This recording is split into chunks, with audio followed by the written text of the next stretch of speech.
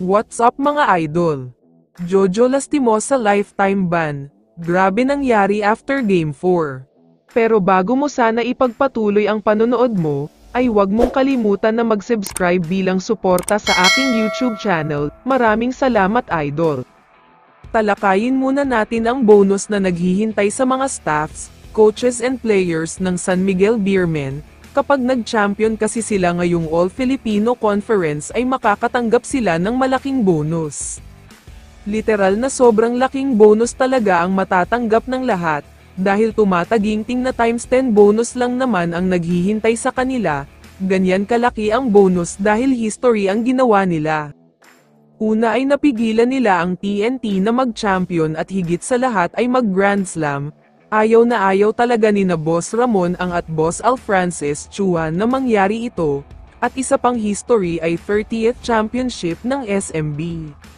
Kaya naman ang reported monthly salary ni Fajardo na 1.2 million pesos, makakakuha siya ng nakakalulang mahigit 10 million pesos na bonus. Sobrang galante talaga ang San Mig Corporation Group pagdating sa bonus. Samantala, lumipat na tayo sa mga mainit at maanghang na kaganapan sa Game 4, nag-choke na naman uli ang TNT sa laban na ito, dahil tulad noong Game 3 ay lumamang sila ng double digit pero hindi na panatili ang kalamangan.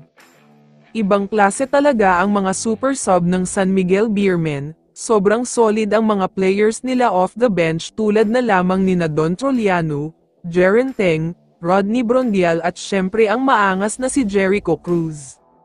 Ganito lang naman ang mga nangyayari, matatambakan ng maaga ang SMB pero kapag ipinasok na ang mga super sub ay makakahabol sila, third quarter ay mauubos ulit ang kalamangan pero fourth quarter ay Jericho Cruz show na.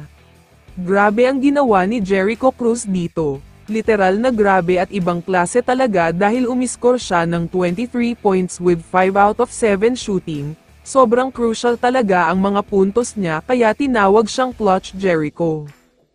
Pero syempre ay bilang parte ng bugso ng damdamin, sobrang maangas ang ginawa ni Cruz, tumalon-talon pa siya na may halong pang-aasar, nakita nga ito ni TNT manager Jojo Lastimosa at galit na galit talaga. Ayon sa kanya ay masyado daw mayabang at maangas si Cruz, walang ibang alam kundi maging mayabang lang. Daig pa nga daw nito ang batang maliit kaya inis na inis siya, hindi daw talaga niya gusto dati pa ang ugali ni Cruz. Ayon pa kay Boss Jolaz, mayabang daw ang mga taga San Miguel, mukhang lahat ay gusto niyang awayin, kaya naman ayon sa mga kumakalat na post ay mukhang dapat daw magkaroon ng lifetime ban si Jolaz sa PBA. Tila pinag-aaway daw kasi niya ang mga players, nagalit din siya kay Ross na concern lang naman kay Aram.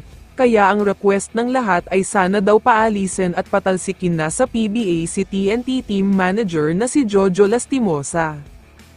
Kaya naman kung ikaw ang tatanungin idol, ano ang masasabi mo sa balitang ito? I-comment mo naman ang sagot mo sa tanong na ito. So dito na nagtatapos ang video na ito. Maraming salamat sa pagsuporta at panonood mga idol. Ingat at bye-bye.